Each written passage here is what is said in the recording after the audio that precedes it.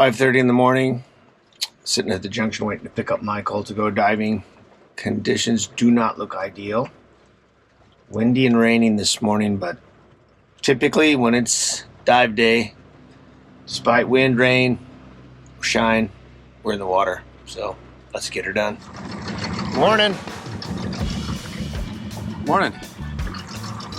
Well, we got out and wind and rain looked like they had passed over. There's still some thunderstorms off in the distance, but we'll play it safe, not run too far, and hopefully have a good day on the water. With the wind and the rain that morning, Michael and I both almost canceled, and boy, we were glad we didn't. All right, just arrived at our first dive spot, and things are looking pretty good. Water looks fairly blue, and a little drizzle, but for the most part, the water's not too bad, so hopefully we'll jump in and get something good. See you in the water. This is Michael's first dive. Some barracuda come in, he's able to get a shot, and this thing takes off like a rocket.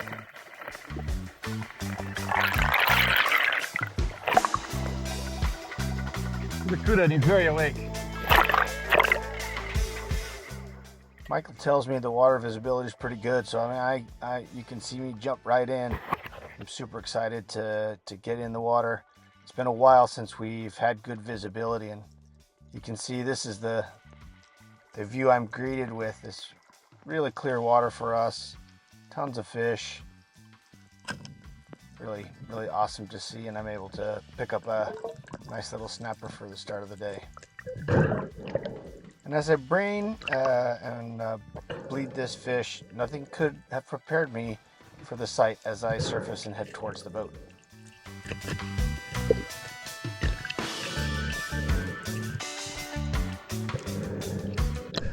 Michael, what happened?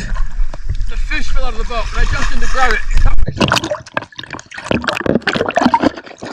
I got the fish. Put out your turn.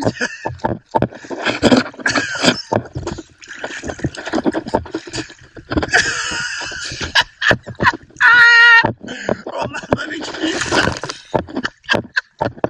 Not my plan on that going. Well, there's two fish in the boat. We'll take it.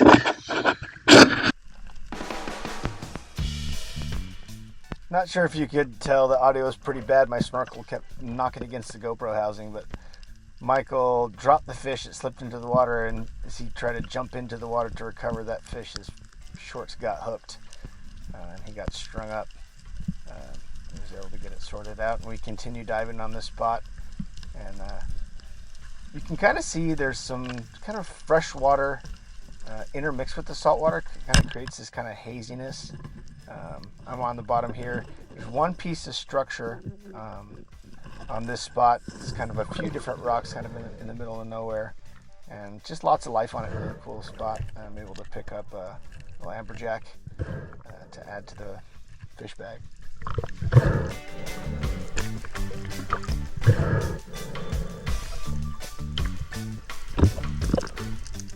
Here I'm able to, it's clear enough that I can see the structure from the surface, which is pretty awesome. It's not crazy deep, it's about 50 feet here. This is kind of a warm-up spot as we head out to a different spot, but the visibility on this day is just really amazing. Tons of life. There's some bigger snapper intermixed here. I'm trying to kind of get a beat on them. Sometimes they're a little shifty and can't quite get a beat. I'm trying to line up on that guy and just can't put it together. This place always has lots and lots of life. Usually nothing huge. We've shot some cool fish here on occasion, but the resident fish are not massive. We've got APs before, African pompano. We've got Cobia here before. Most of the resident fish are kind of in this 5 kg at the max, maybe even a little smaller. This guy's not massive either, but great eater size snapper. This is one of our last dives on the spot. This is Michael's camera. We figured out after this trip that he had his camera in 2K. You can see the video quality is not quite as good. Picked up a couple of fish. We decided to move to a different spot. we're drifting across this this pinnacle out offshore. You can see the drifts. We got the drop weight. Michael's set with the drop weight. I'm watching the fish finder, and as soon as we see life on the finder, I give him a tap and he drops. Michael attempts a couple drops with this drop weight and was struggling with equalization and just getting comfortable with the drops. We switched spots, and this is my first drop, and I'm really surprised. This water's pretty deep. You saw in the fish finder, it's right around 90 feet to the bottom. A lot of this place, it can come up to about 75, but have this big snapper come in really close to me, and I'm able to, on the first drop, probably still 20 something feet off the bottom, this guy came in and to see what I was, and I was able to get the stone shot on this fish. Just a really beautiful fish. You can tell the return trip takes a little bit longer because this is deeper water. It ranges, the highest part of this pinnacle is about 65 feet deep. The deepest it drops off into past 100 and something. We were diving right in that 80-foot range for a lot of the day.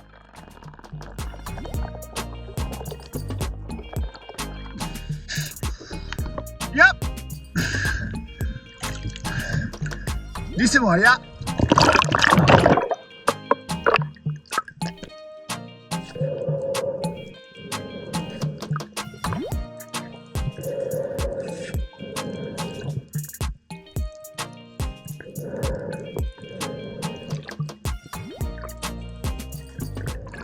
This was the biggest snapper that we were able to get this day, and he weighed out right at 22 pounds, 10 kg.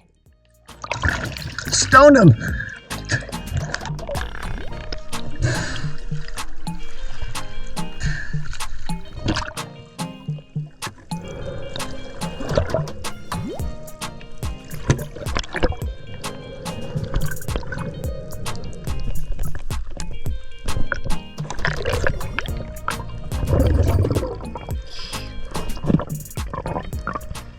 One of the questions I get asked a lot is how deep can you dive? We're free diving here, so we're not using oxygen, just a snorkel, and we drop. And a lot of people ask how long we dive. Really kind of depends. Usually these deeper drops, it takes a little bit longer, just get up and down. So I've added a dive time on some of these dives to give you an idea. We were diving kind of halfway up this plateau. We weren't diving on the actual structure. You can see it's kind of gravelly bottom, not real big, huge rock structure. At this spot, we didn't even dive on the structure, but these fish were coming off the structure and coming right in to see what we were. They were really curious. Still a little jumpy, but they came in real close. We were able to get a couple of these really nice snapper. This fish and the next fish were right about the same size, in that 17, 18 pound, or roughly 8 kilograms.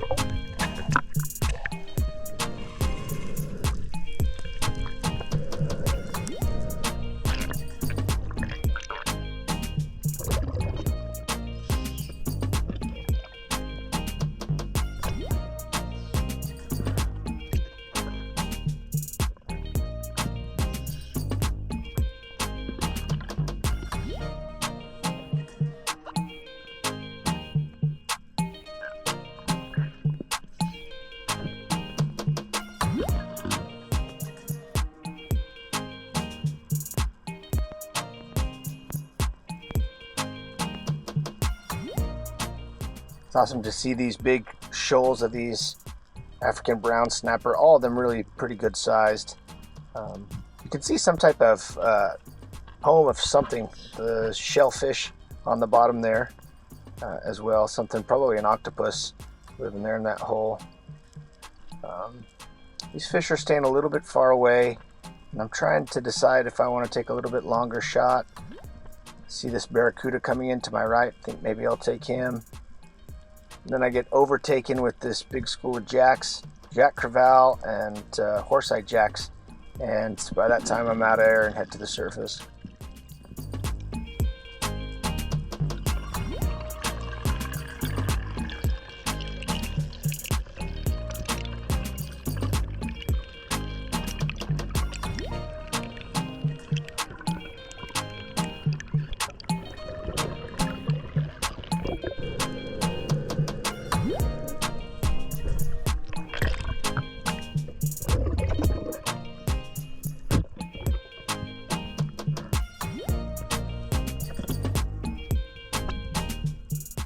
It's a bit unfortunate. I wasn't able to get a lot of the footage from Michael. Michael was able to shoot a bunch of fish. Almost all of these are from my dives.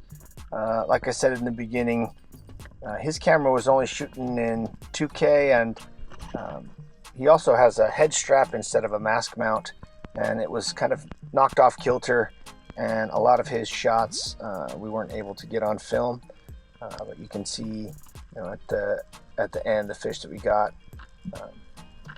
See some horse-eye jacks come in here. There's a bigger snapper that I'm kind of making squid fingers, that's what we call it, trying to get that bigger snapper to come in. I don't get him to come in. There he is, back there in the back there. But I have another decent sized snapper come in, and able to put a shaft in him.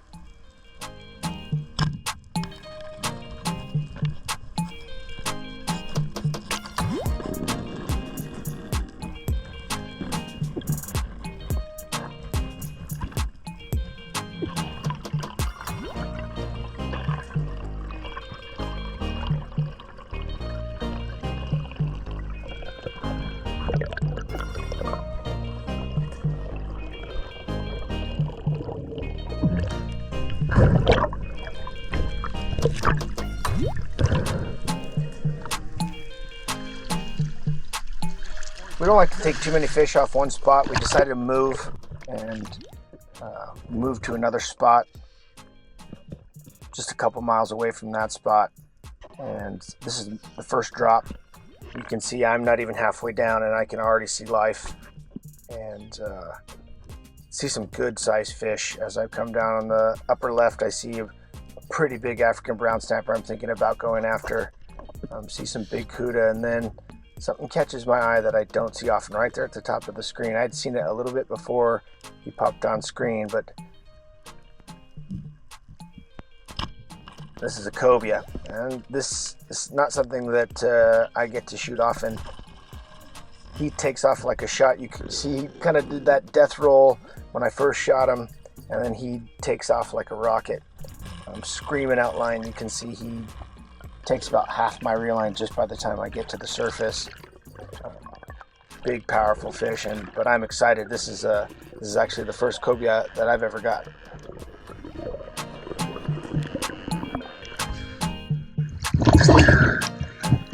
Woo! Cobia! I cut out a ton of the footage of me fighting this fish.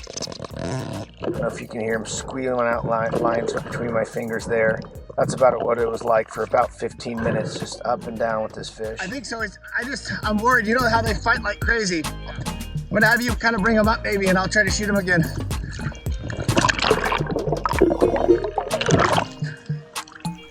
Which way's the wind pushing you? Okay, good.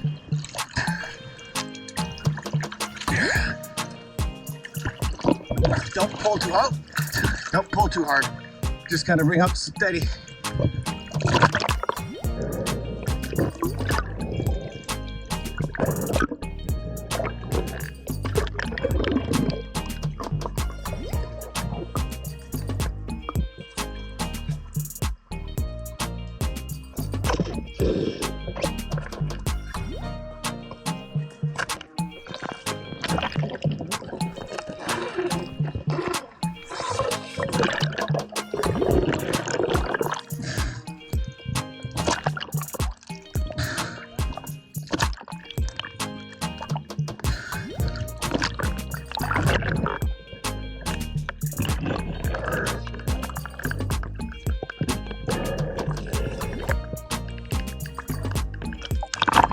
It's a beast.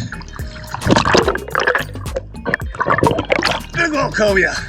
See you there first. Yeah.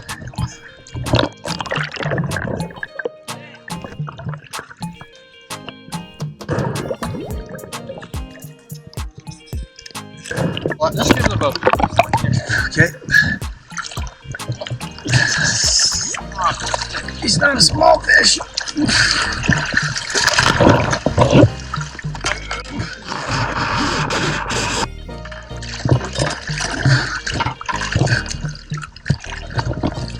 Dude, it is freaking so cool down there.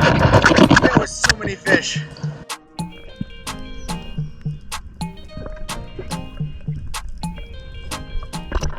So this is the last drop of the day for me, and really we're just kind of exploring.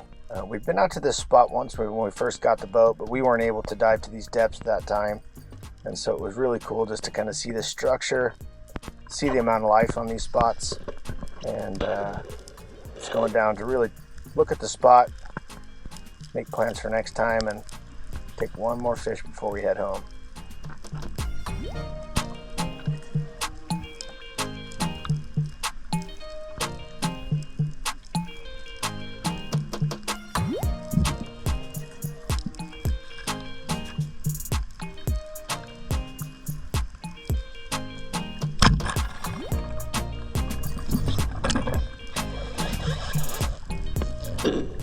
Get this barracuda up to the surface. I'm always a little bit careful. Got pretty sharp teeth. I keep foot and fin between me and the fish, just so he doesn't turn and make a run towards me.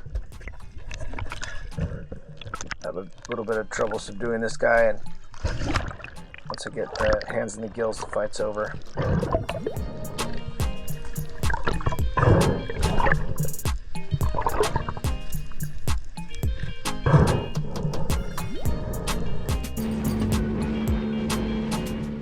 This is the ride home. Water's looking good. We're able to fly full speed, and the stoke is real. We are just really excited. Just had such an awesome day.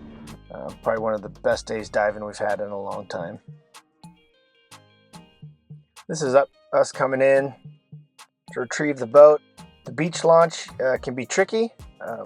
We're able to do it just me and Michael. Usually we've got people on the beach. Usually there's a lot of people around that love to come over and help, but me and Michael are able to pull this boat up onto the trailer and hand walk it over to the Land Cruiser, just me and him. Although it was a little bit difficult, just the two of us were able to make it happen. I also included a time lapse of us driving back home. It's about a 40-minute drive, and Sierra Leone's just such a beautiful country. I love this drive, and wanted to be able to just share kind of like a little bit of what Sierra Leone looks like. Enjoy.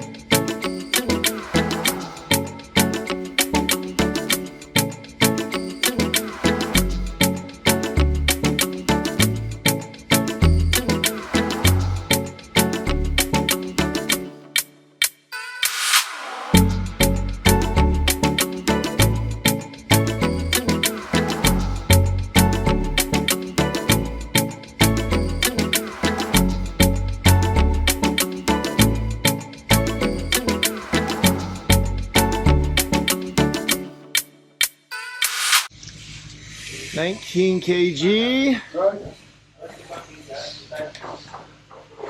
41.8 pounds. Nice cobia. First and best cobia right there. Total tally for the day, we absolutely crush it. 5 barracuda, 2 amberjacks, 7 snapper, and a nice cobia. Not one bit of this meat will go to waste. Even the frames, the bones, everything will get used. Here you can see us breaking down the cobia. The skin is really, really thick. It's got really interesting skin, almost like leather. This is how Michael and I usually operate. I usually pull the fillets, and he usually skins and portions the fish.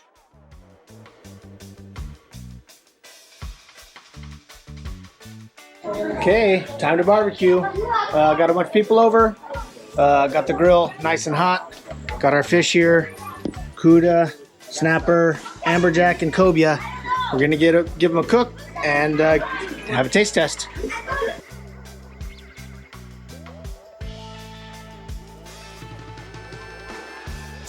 That grill looks good.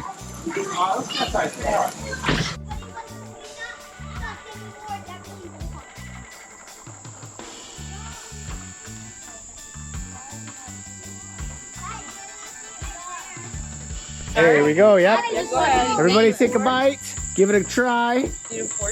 Number 1, number 2, number 3, number 4. I thought you said you're not going to do it. Wow. I still have no idea how to do it. And we'll catch everyone with the data when we're done.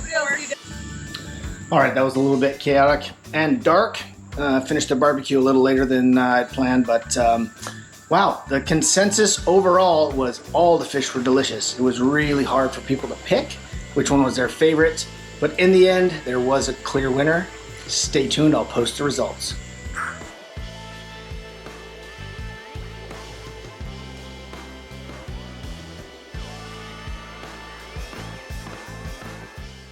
Thanks for watching. Like and subscribe if you like the content.